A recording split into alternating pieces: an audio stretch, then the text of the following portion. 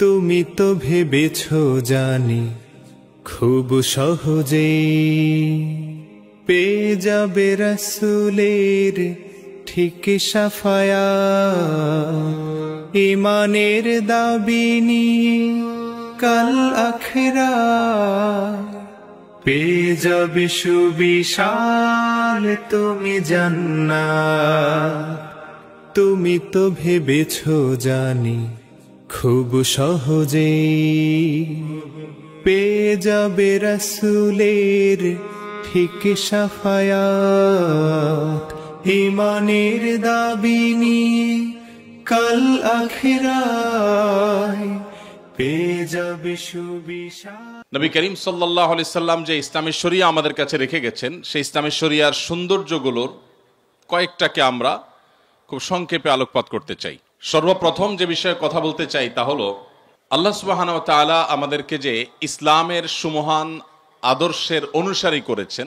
আমরা বেশিরভাগ মুসলমান, আমরা মুসলিম বাই চান্স, জন্মের সূত্রে মুসলমান, বাবা মা মুসলমান, সেই হিসাবে আমরা মুসলমান।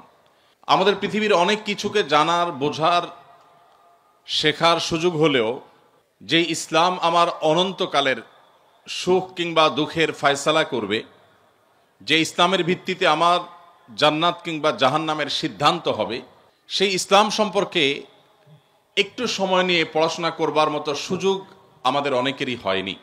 যার কারণে ইসলামটা আমাদের কাছে অন্য 10টি মানুষের তৈরি করা ধর্মের মতো গতানুগতিক ধর্ম।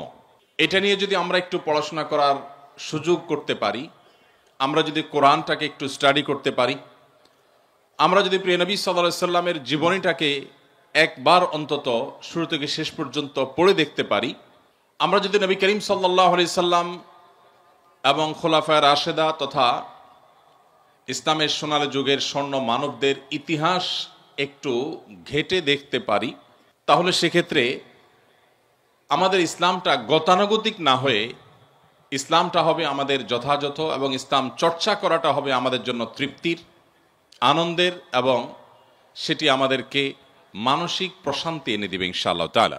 প্রিয় নবী সাল্লাল্লাহু আলাইহি সাল্লাম যে শরীয়ত আমাদের সামনে উপস্থাপন করে গেছেন, তার এই শরিয়ার যে সৌন্দর্য আছে সেগুলো নিয়ে আলোকপাত অনেক দীর্ঘ সময় নিয়ে করা যাবে।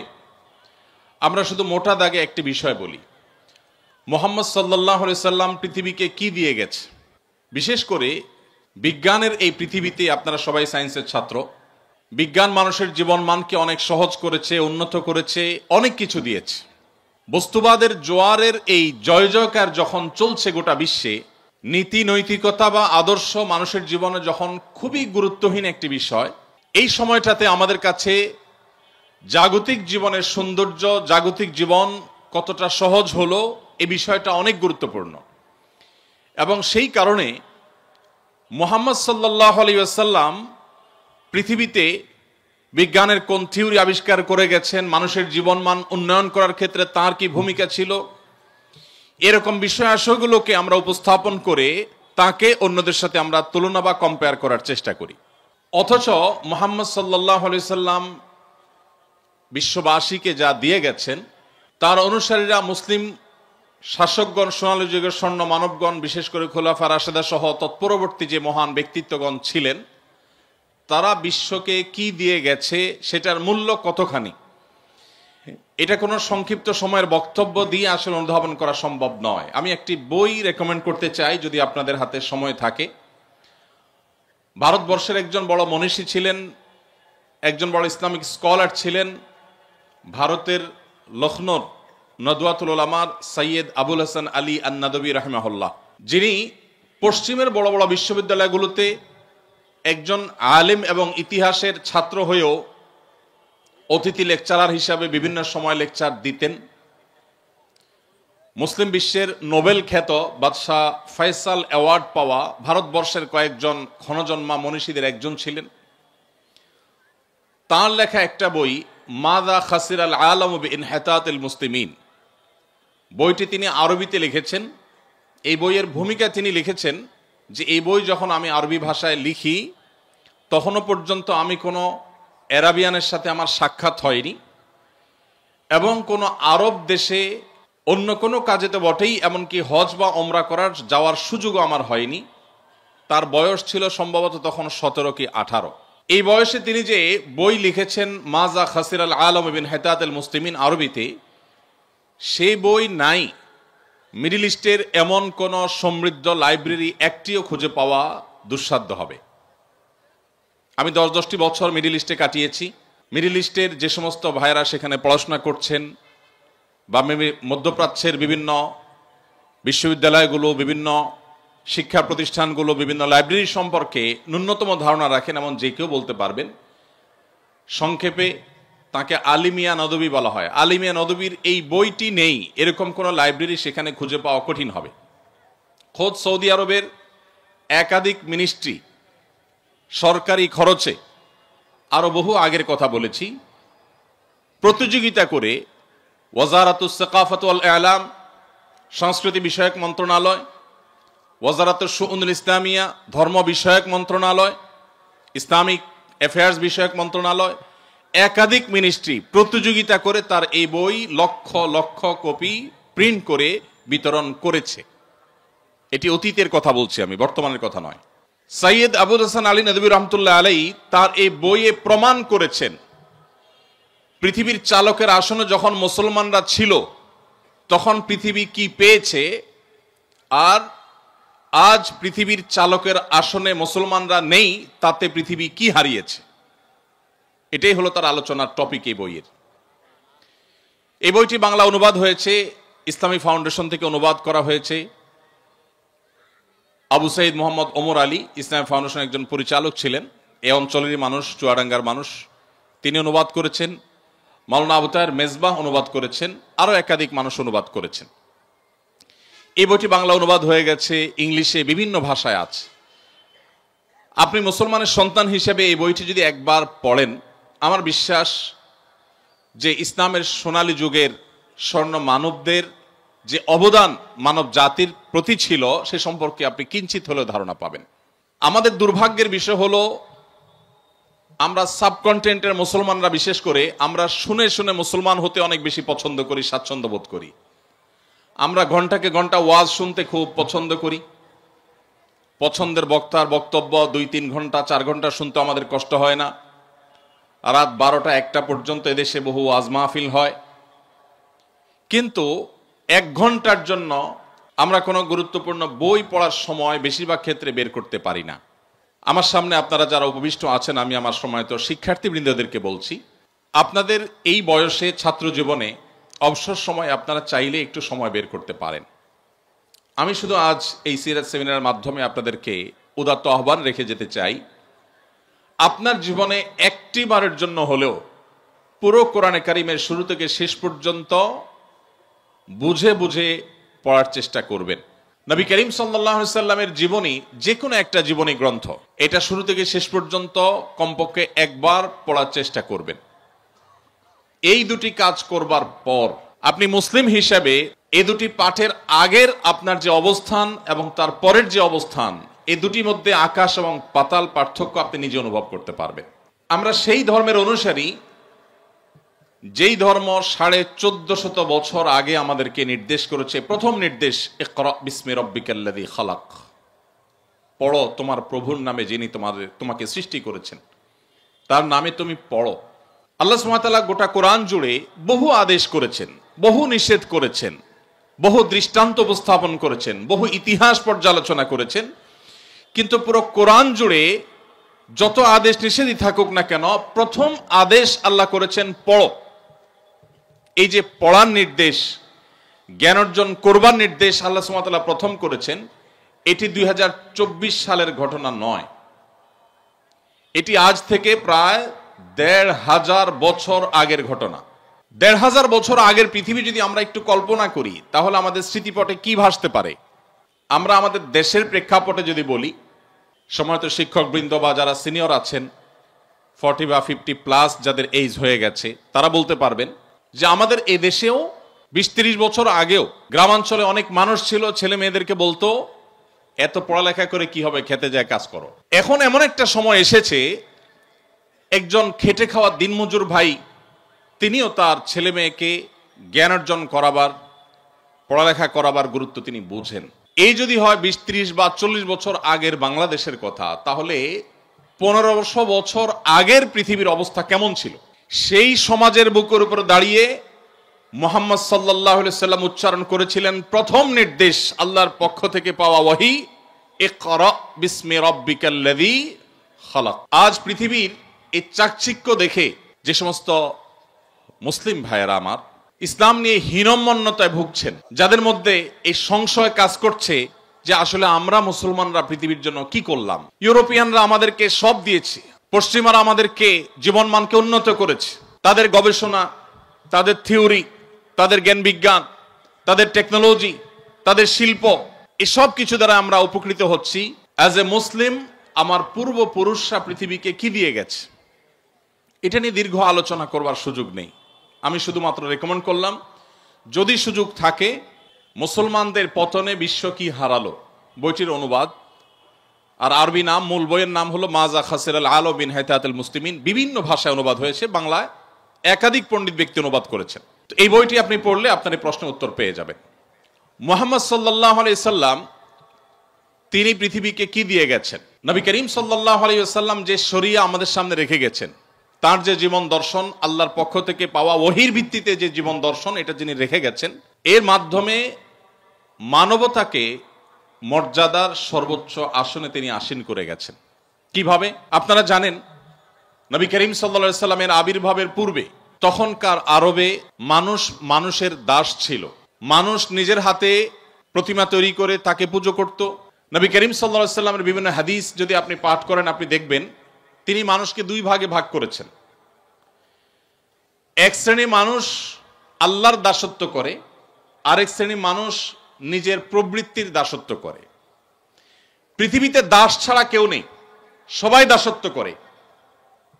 কিছু মানুষ নিজের সৃষ্টিকর্তার দাসত্ব করে, আর কিছু মানুষ নিজের অজান্তে নিজের নফস বা প্রবৃত্তির দাসত্ব করে।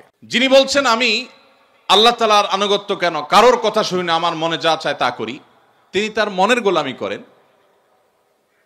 এবং তার মন তাকে যখন যেদিকে যখন ঘুরায় তখন সে সেদিকে ঘুরে।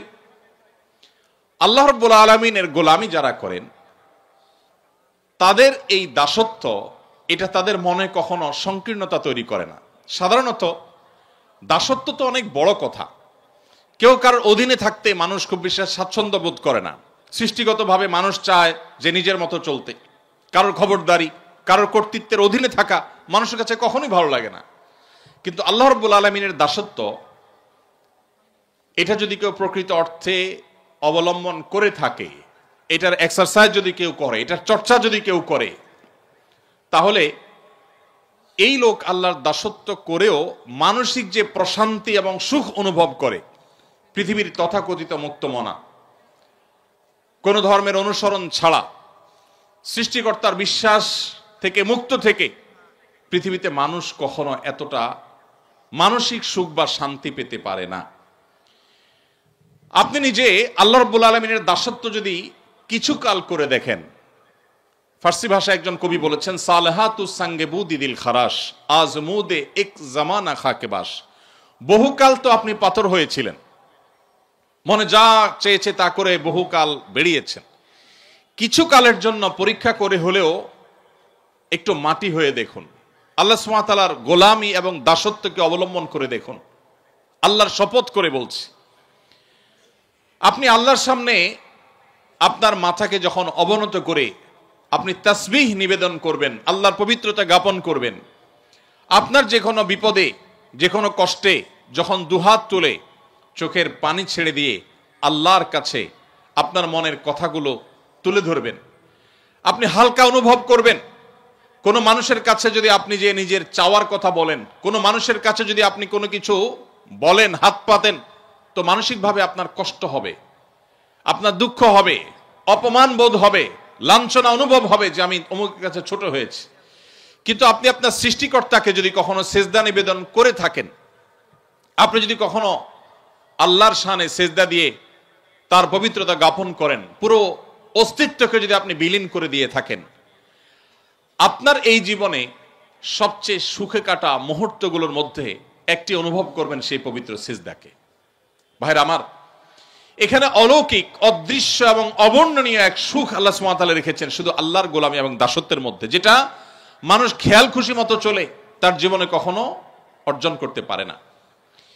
পৃথিবীর যে সমস্ত দেশে বা যে সমস্ত অঞ্চলের মানুষ নিজেদেরকে অনেক বেশি স্বাধীন মনে করে, আল্লাহ সুবহানাহু ওয়া তাআলার দাসত্বের শৃঙ্খল থেকে যারা তাদেরকে মুক্ত মনে করেন, সেই মানুষগুলোর এনভায়রনমেন্ট, তাদের পরিবেশ, তাদের প্রকৃতি আমাদের চাইতে অনেক সুন্দর।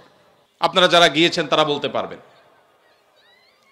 ইউরোপের সে সমস্ত দেশগুলো মনে হবে ছবির মতো, গোটা দেশ লেক আর রং বেরঙের গাছে পরিপূর্ণ, মনে হবে যে সেই জান্নাতের যে বিবরণ শুনেছি দুনিয়াতে তার একটা নমুনা, যেন এত চমৎকার প্রকৃতি। অর্থনৈতিকভাবে সে রাষ্ট্র, সে সমাজ এতটা বলিষ্ঠ যে তাদের অভাব বলতে কিচ্ছু নেই। তাদের অবকাঠামো এত সুন্দর, এত চমৎকার যে কোনো রাস্তাঘাট, কোনো কালভার্ট, কোনো বিল্ডিং, কোনো স্থাপনা, কোনো জায়গায় আপনি ত্রুটি খুঁজে পাবেন না, খুঁত খুঁজে পাবেন না। যেদিকে চোখ যাবে শুধু নিখুঁত আর নিখুঁত দেখতে পাবেন। এত ডিসিপ্লিন, এত শৃঙ্খলা, মুগ্ধ হওয়ার মতো সব কিছু সেখানে আছে। এবং প্রতি বছর একবার করে বিশ্বের সুখী দেশের তালিকা হয়, সে তালিকায় তারা শীর্ষে থাকে। 1, 2, 3, 4, 5, 6 সব তাদের দখলে থাকে, সবচেয়ে সুখী দেশ। ইন্টারেস্টিং বিষয় হলো, সবচেয়ে সুন্দর অবকাঠামো, সবচেয়ে সুন্দর প্রকৃতি, সবচাইতে অর্থনৈতিকভাবে বলিষ্ঠ দেশ, অপরাধ প্রবণতা সবচেয়ে কম, সবচেয়ে ডিসিপ্লিন এবং সুশৃঙ্খলার দেশ, এমনকি সুখী দেশের তালিকায় শীর্ষে থাকা দেশগুলো, সেগুলোতে আপনি যদি খোঁজ খবর নেন, একটু গুগল করে দেখেন, আপনি দেখবেন আত্মহত্যার প্রবণতা পৃথিবীর সবচাইতে বেশি। অথচ আফ্রিকাতে আপনি মুসলিমদের দেখবেন মাসকে মাস খাবার পাচ্ছে না। তাদের দেশের মাটির নিচে থাকা খনিজ সম্পদ পৃথিবীর মোড়ল দেশগুলো লুণ্ঠন করছে শান্তি রক্ষার নামে, যেটা ওপেন সিক্রেট, আপনারা সবাই জানেন। শান্তি রক্ষার নামে ওই আফ্রিকার গরিব মুসলিম দেশগুলোর খনিজ সম্পদগুলো লুট করছে পৃথিবীর মোড়লরা, যারা আমাদেরকে সকাল বিকাল মানবতার জিকির আর ফিকির শোনায়, সবক শোনায়, যাদের দেখে আমরা মুগ্ধ হই, যাদের দেখে আমরা অবাক হই, তাদের মতো হওয়ার জন্য আমরা লালায়িত থাকি। সেই ভদ্রবেশী মানুষগুলো আফ্রিকার ওই সমস্ত দেশগুলোকে লুটে পুটে খাচ্ছে, যেটা ওপেন সিক্রেট, আজকের পৃথিবীতে জানে না এমন মানুষ পাওয়া কঠিন। ভাইরা আমার, ওই মানুষগুলোর সবই আছে, পৃথিবীর মোড়লগিরি মাতবরি সবই তাদের কাছে আছে, কিন্তু মানসিক শান্তি নাই। আফ্রিকার ওই গরিব অঞ্চলের মুসলমানদেরকে আপনি দেখবেন মানসিকভাবে তারা অনেক বেশি শান্তিতে আছে, তাদের মধ্যে আত্মহত্যার প্রবণতা অনেক কম। এমনকি আমাদের মতো এরকম গরিব দেশ, যে দেশটির হাজারটা সমালোচনা করার দিক পাবেন আপনি, অথচ আমাদের এই প্রিয় স্বদেশেও আপনি তাদের মতো আত্মহত্যার প্রবণতা দেখবেন না। আপনি যদি জাপানে, কোরিয়াতে যান, পৃথিবীর সবচেয়ে সভ্য ভদ্র মানুষ বলা হয় জাপানিজদেরকে, কোরিয়ানদেরকে, তাদেরও একই অবস্থা, এত সুন্দর নেচার, সবকিছু সুন্দর, কিন্তু কেউ বাঁচতে চায় না, মানসিক সুখ নাই। তাদের জীবন তারা কতটা উপভোগ করতে পারছেন, এটা নিয়ে আপনি যদি একটু উন্মুক্ত মনে স্টাডি করেন, আপনার কাছে দিন আলো মতো পরিষ্কার হয়ে যাবে। মুহাম্মদ সাল্লাল্লাহু আলাইহি সাল্লাম যে কাজটি করেছেন সেটি হলো পৃথিবীর মানুষকে আল্লাহর গোলামি এবং দাসত্বের পথে এনে রেখে গেছেন। আর আল্লাহর দাসত্ব করা মানুষ আর কারোর দাসত্ব করে না। তার চাইতে স্বাধীন আর কেউ হয় না, তার চাইতে শান্তিতে আর কেউ থাকে না, তার চাইতে মানসিক সুখ আর কেউ লাভ করে না। এই জিনিসটি মুহাম্মদ সাল্লাল্লাহু আলাইহি সাল্লাম আমাদেরকে দিয়ে গেছেন। মুহাম্মদ সাল্লাল্লাহু আলাইহি সাল্লাম সেই জীবন দর্শন দিয়ে গেছেন। তার যে শরিয়া, সে শরিয়ার আরেকটা সৌন্দর্য হলো এখানে কোনো জবরদস্তি নাই, কোনো বাড়াবাড়ি নাই। কোরআনে কারীমে আল্লাহ বলেছেন, লা ইকরাহা ফিদ্দীন, ধর্ম গ্রহণে কোনো প্রকার জবরদস্তি চলবে না। আমি আবারও ফিরে যেতে চাই সেই 1450 বছর 1500 বছর আগে। 2024-এর এই পৃথিবীতে অনেক সুন্দর সুন্দর কথা বলা ফ্যাশনের ব্যাপার, মত প্রকাশের স্বাধীনতার কথা, এটা আজকালকার যুগের বেশ চমকপ্রদ একটি স্লোগান।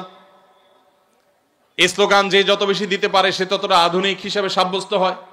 কিন্তু 1450 বছর আগের পৃথিবী যদি আপনি চিন্তা করে দেখুন, সেই পৃথিবীতে নবী করিম সাল্লাল্লাহু আলাইহি সাল্লাম বলেছেন, লা ইকরাহা ফিদ্দীন, ধর্ম গ্রহণে কোনো জবরদস্তি চলবে না, কোনো প্রকার রক্তপাত ছাড়া, দু চারটা বিচ্ছিন্ন ঘটনা ছাড়া, উল্লেখযোগ্য কোনো প্রকার রক্তপাত ছাড়া মুহাম্মদ সাল্লাল্লাহু আলাইহি ওয়াসাল্লাম যেখানে মক্কা বিজয় করেছেন, তিনি নির্দেশ করলে মক্কার সমস্ত মানুষ ইসলামের ছায়াতলে আসতে বাধ্য হতো।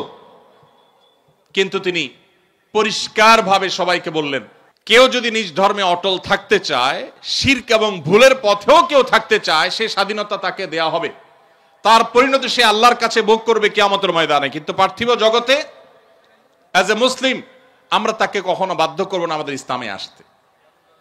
নবী করিম সাল্লাল্লাহু আলাইহি ওয়াসাল্লাম যখন মদিনায় গেলেন তখনও কোনো জবরদস্তি করে একটি মানুষকে ইসলামের ছায়াতলে আনেননি। যখন তিনি মক্কায় ছিলেন তখনও করেননি। মক্কা যখন বিজয়ীর ভেষে যখন মক্কায় তিনি প্রবেশ করলেন তখনও তিনি কাউকে জবরদস্তি করেননি।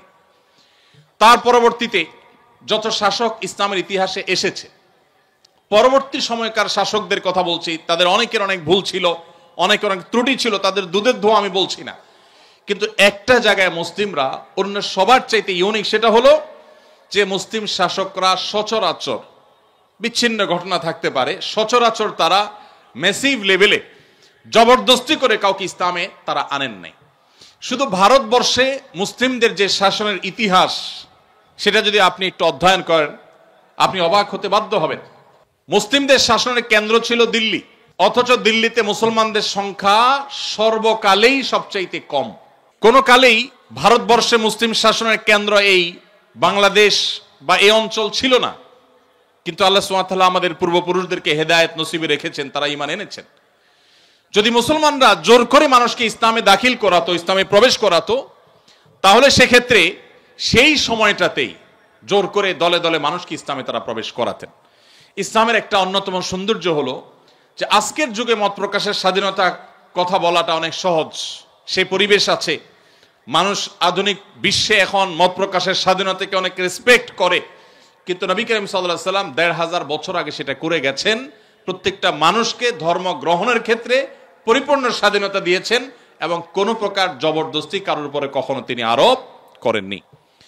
নবী করিম সাল্লাল্লাহু আলাইহি ওয়াসাল্লামের যে শরিয়া তিনি রেখে গেছেন, এই শরিয়ার আরেকটি সৌন্দর্য হলো আমাদের সমাজে আপনি দেখবেন ইসলামী শরিয়ার কথা বলা হলে এক শ্রেণীর মানুষ এটাকে অত্যন্ত বর্বর, অত্যন্ত কষ্টের, অত্যন্ত কঠোর এরকম একটা চিত্র দেওয়ার চেষ্টা করে, এরকম একটা রূপ দেওয়ার চেষ্টা করে যে ইসলাম মানে অনেক জটিল, অনেক কঠিন, মেয়েরা বাহির হইতে পারবে না, পড়ালেখা করতে পারবে না, কোনো কথা বলা যাবে না, ধরা ছোঁয়া যাবে না, এরকম একটা ব্যাপার সবার মনে হয়। অথচ আমরা অনেকে জানি না ইসলামী শরিয়ায় ব্যক্তিগত কোনো অপরাধ শরিয়ার বিচারে কোরআন এবং সুন্নাহর আলোকে যেগুলো অপরাধ, যেগুলো পাপের কাজ, গুনাহের কাজ, অন্যায় কাজ, এগুলো যদি ব্যক্তিগত পর্যায়ের হয় ইসলামী শরিয়ার দণ্ডবিধিতে সেগুলোর জন্য কোনো শাস্তির কথাই বলা হয়নি। যেমন কেউ একজন মিউজিক্যাল ইনস্ট্রুমেন্ট ব্যবহার করে গান করছেন বা গান শুনছেন, যদি তিনি কারো ডিস্টার্বের কারণ না হয়, তার এই অপরাধের জন্য ইসলামী হুদুদ বা দণ্ডবিধিতে কোনো হদ বা কোনো শাস্তির কথা, সুনির্দিষ্ট কোনো শাস্তির কথা শরীয়ত বলে দেয়নি। অবস্থার পর্যবেক্ষণ করে কোনো পরিবেশে কোনো পরিস্থিতিতে যদি নিয়ন্ত্রণহীন হয় বা প্রয়োজন হয়, তাহলে সেক্ষেত্রে তখনকার যারা বিচারক থাকবেন, তখনকার যে বিচার ব্যবস্থা থাকবে, ইসলামী শরিয়া এটা তাদের উপরে ছেড়ে দিয়েছে, বাট কোনো ফিক্স শাস্তির কথা শরীয়ত বলে নাই।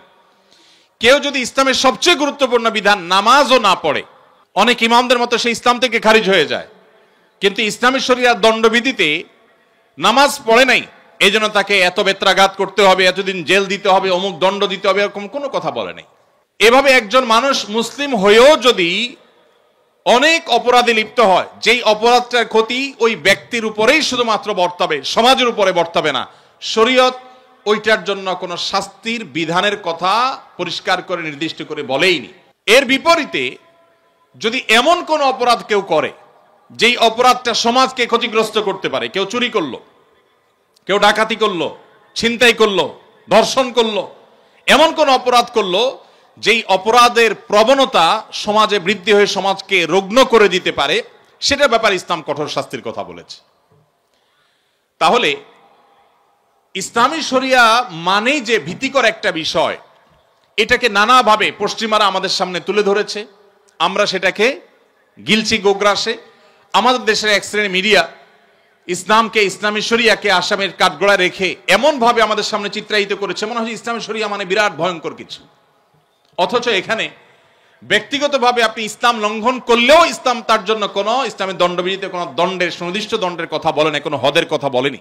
একটি সমাজে মানুষ স্বাধীনতা যতটুকু ভোগ করার সুযোগ পেতে পারে তার সবটুকুন ইসলাম রেখেছে।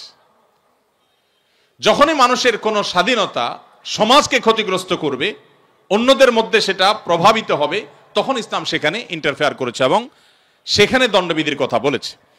মুহাম্মদ সাল্লাল্লাহু আলাইহি সাল্লাম যে শরীয়ত আমাদেরকে দিয়ে গেছেন, এই শরীয়ত এতটা অগ্রসর, আজ পৃথিবী শিল্প বিপ্লবের পর নানাভাবে পৃথিবীর পরিবেশকে নষ্ট করেছে। পশ্চিমাদের কাছে এখন সবচাইতে মুখরোচক স্লোগানের নাম হলো পরিবেশ রক্ষা। পৃথিবীর সবচেয়ে বেশি বাজেট আজকের পৃথিবীতে পরিবেশের জন্য। পশ্চিমা দেশগুলোতে গেলে আপনি দেখবেন রাস্তার ধারে ধারে তারা সাইকেল চালানোর জন্য আলাদা লেন করে রেখেছে, বিশাল বড় লেন করে, লেন খালি ফেলে রেখেছে। কেন? মানুষ গাড়ি ছেড়ে যেন সাইকেল ধরে, যেন পরিবেশ একটু রক্ষা পায়। পরিবেশ রক্ষার জন্য এখন বহু চিৎকার চেঁচামাচি, বহু আহাজারি, বহু কান্নাকাটি আপনি শুনতে পাচ্ছেন। আর এই সময়টাতে বৃক্ষরোপণ করা, পরিবেশের ভারসাম্য রক্ষা করার জন্য নানান ওয়াজ, নসিহত, লেকচার, সেমিনার, সিম্পোজিয়াম, বক্তব্য, গবেষণা আপনি দেখতে পাচ্ছেন। এটা কখন পৃথিবীর মানুষ আঁচ করেছে? যখন পৃথিবী অপরিকল্পিত তথাকথিত আধুনিকায়নের নামে পৃথিবীর তার স্বকীয়তা হারিয়েছে।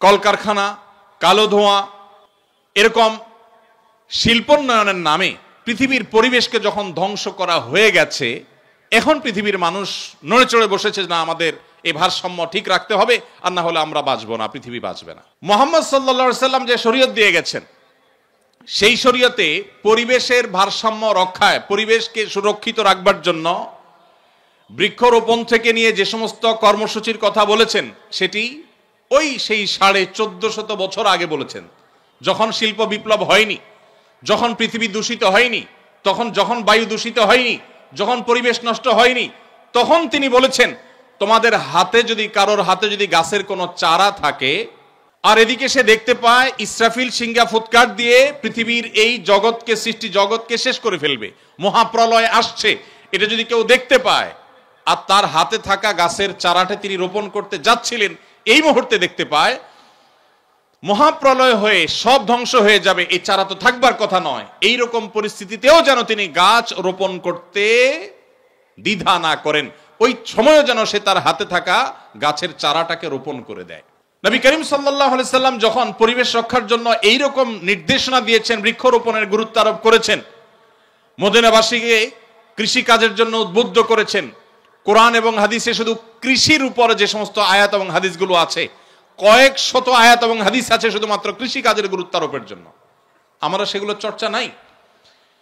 তখন পৃথিবীর আজকের মতো এরকম পরিবেশের ভারসাম্য হারায়নি, তখন পৃথিবীকে এভাবে নষ্ট করা হয়নি, পৃথিবীর পরিবেশ খারাপ হয়নি। সেই সময় নবী করিম সাল্লাল্লাহু আলাইহি সাল্লাম যে সলিউশন দিয়ে গেছেন, এখন বিশ্ববাসী সেটার গুরুত্ব অনুভব করছে।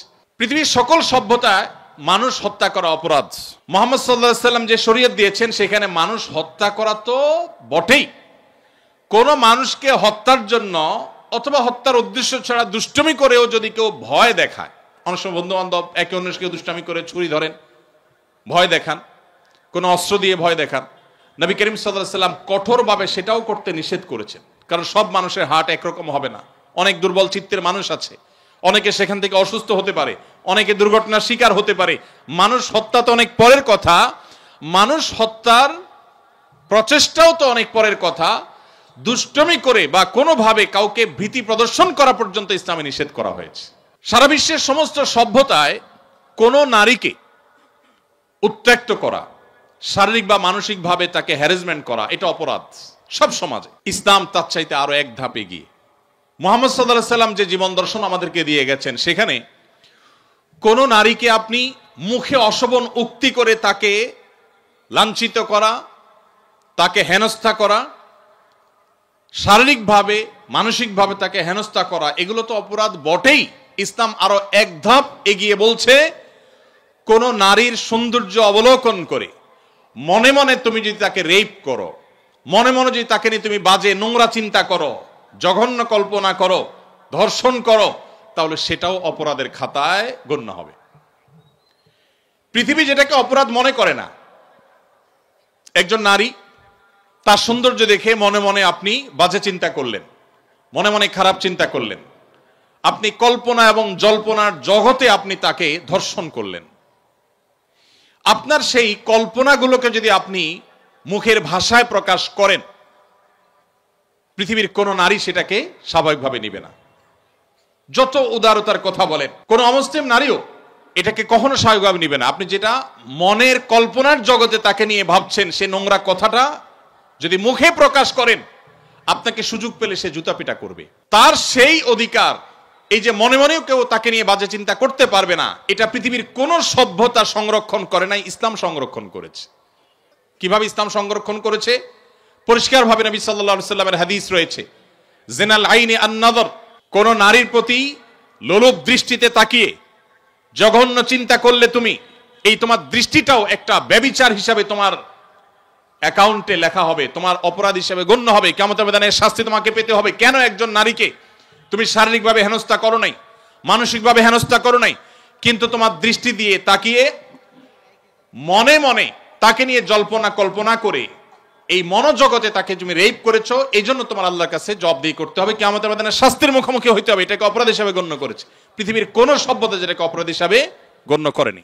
ভাইরা আমার, বিচার বহির্ভূত হত্যা পৃথিবীর সকল সভ্যতায় খারাপ কাজ।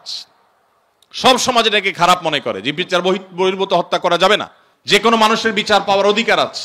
নবী করিম সাল্লাল্লাহু আলাইহি সাল্লামের সামনে সেই 1450 বছর আগের বাস্তবতা, বারবার আমি এই শব্দটি বলছি, কারণ আমরা নবী করিম সাল্লাল্লাহু আলাইহি সাল্লাম বা মুহাম্মদ সাল্লাল্লাহু আলাইহি সাল্লামকে যদি মূল্যায়ন করতে হয় আজকের পার্সপেক্টিভে, 2024-এর পৃথিবীর সাথে যদি আপনি তুলনা করেন, সেই তুলনাটা যথার্থ হবে না। আজকের পৃথিবীতে মানবাধিকারের কথা বলা এটা একটা ফ্যাশনের ব্যাপার, আমি সবসময় বলার চেষ্টা করি। এখন আপনি যত বেশি অধিকার অধিকার বলবেন, অধিকার অধিকার যত বেশি কপচাবেন, তত বেশি বাহবা পাবেন যে লোকটা অনেক সচেতন, এ লোকটা অনেক আধুনিক, অনেক স্মার্ট। আপনাকে পৃথিবীর বিভিন্ন মোড়ল দেশের এম্বাসিগুলো ডেকে ডেকে আপনাকে অনেক প্রজেক্ট দিবে, আপনার ফান্ডের অভাব হবে না, কারণ আপনি অধিকার নিয়ে কাজ করছেন, মানবাধিকার কর্মী, আপনি সমাজ কর্মী। এগুলো শুনতে বেশ ভালো শোনা যায়, এগুলো ফ্যাশনের ব্যাপার।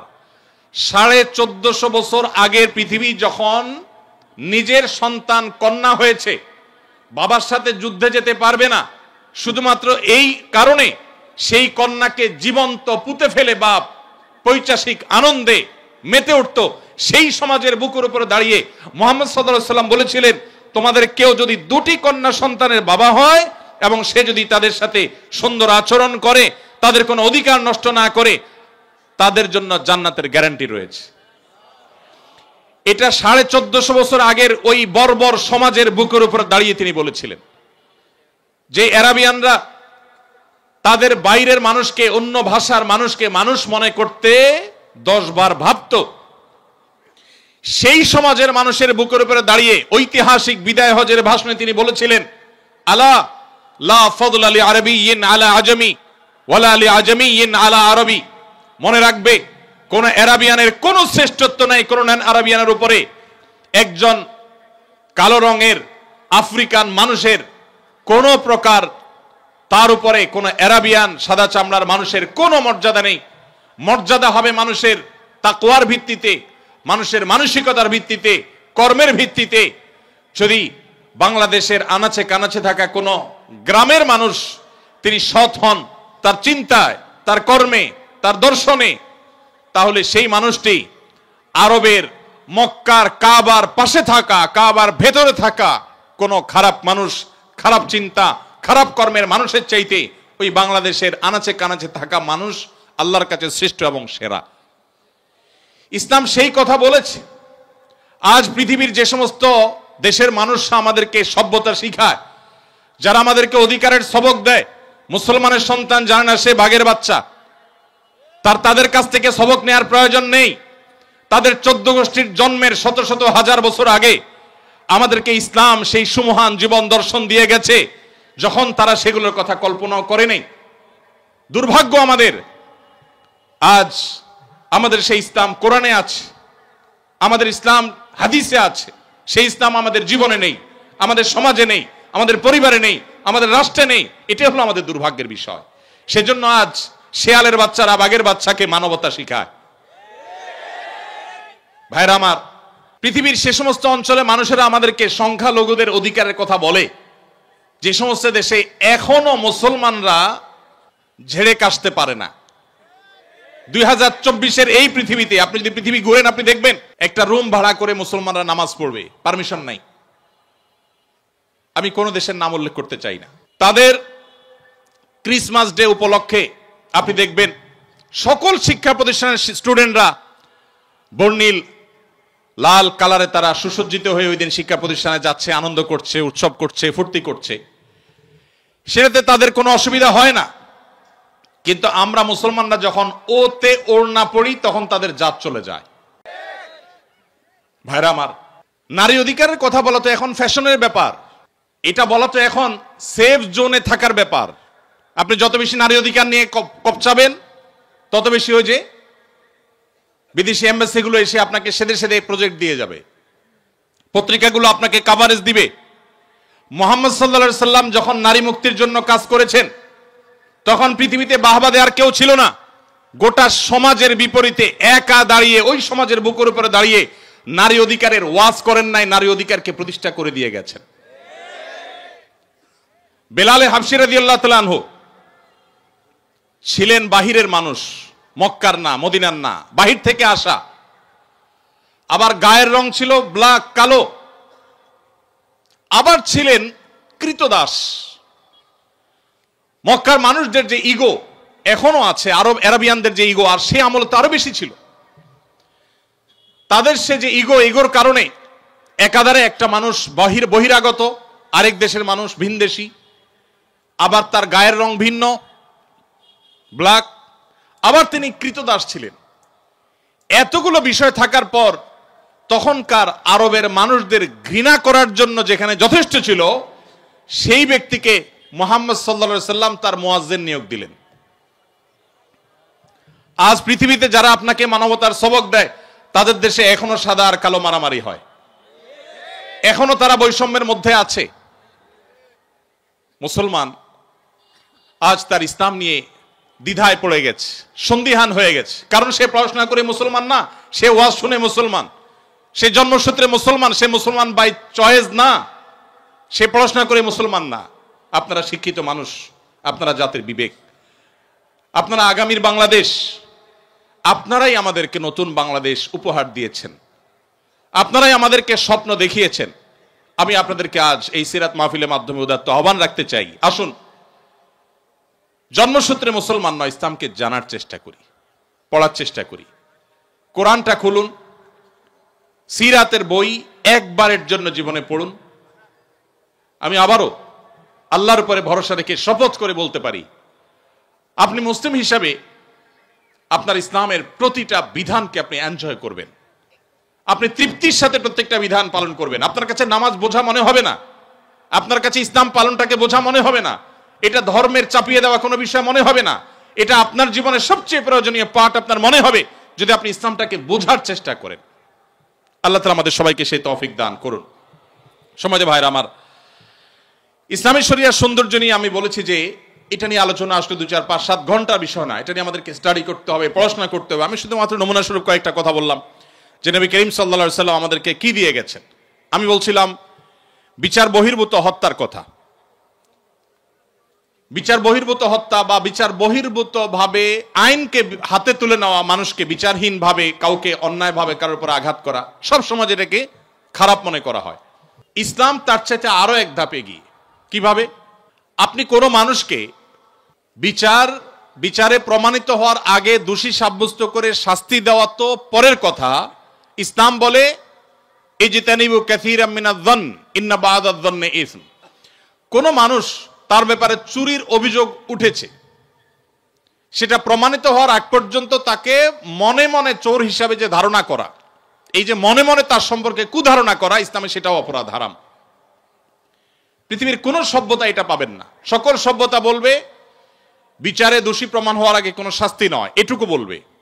ইসলাম তার চাইতে আরো এক ধাপ এগিয়ে। ইসলাম বলে দোষী সাব্যস্ত করে শাস্তি দেওয়া তো যাবেই না বটে, সেই সাথে এমনকি ওই লোকটাকে মনে মনে চোর হিসাবে, মনে মনে খারাপ হিসাবে, ওই সংশ্লিষ্ট অভিযোগে অভিযুক্ত হিসাবে মনে মনে যদি আপনি তাকে নিয়ে কল্পনা করেন, তাকে যদি খারাপ মনে করেন, কুধারণা আপনার ভিতরে তার ব্যাপারে জন্মায়, তাহলে এটা আলাদা একটা অপরাধ হবে। কারণ আপনি মনে মনে তাকে তাচ্ছিল্য করলেন, অপরাধী মনে করেছেন, এটা এক প্রকারের অপরাধ যদি তার অপরাধটা প্রমাণ না হয়।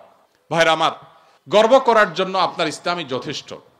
ইসলাম বিশ্ববাসীকে মানুষ হতে শিখিয়েছে, মানুষকে সবার দাসত্ব বাদ দিয়ে আল্লাহর দাসত্ব তাওহীদের কথা শিখিয়েছে।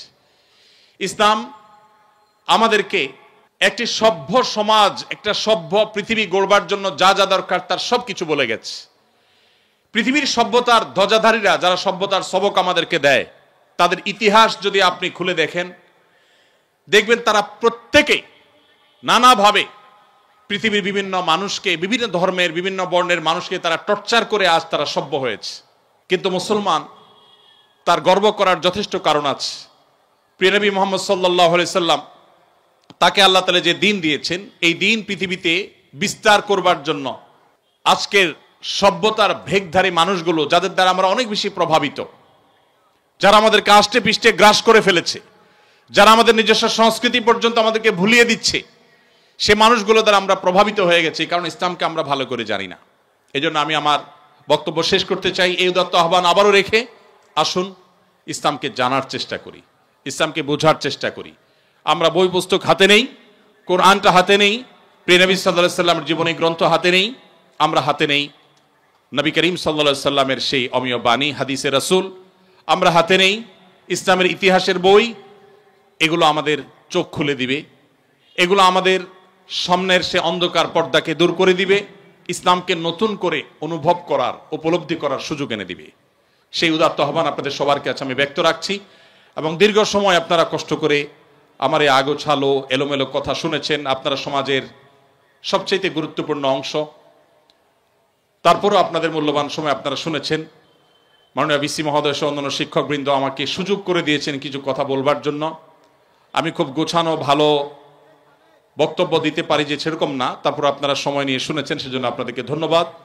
যদি ভালো কিছু বলে থাকি, আল্লাহ তাআলা আমাকে, আপনাদের সবাইকে আমাদের আমল করার তৌফিক দান করুন। আমাদের সবাইকে ইসলামের আলো দ্বারা আলোকিত হয়ে আমাদের প্রিয় স্বদেশ, প্রিয় মাতৃভূমি এবং গোটা মানব জাতিকে আলোকিত করার তৌফিক আল্লাহ তাআলা আমাদের সবাইকে দান করুন। জাযাকুমুল্লাহু খায়রা ওয়া আখিরু দাওয়ানা আলহামদুলিল্লাহি রাব্বিল আলামিন।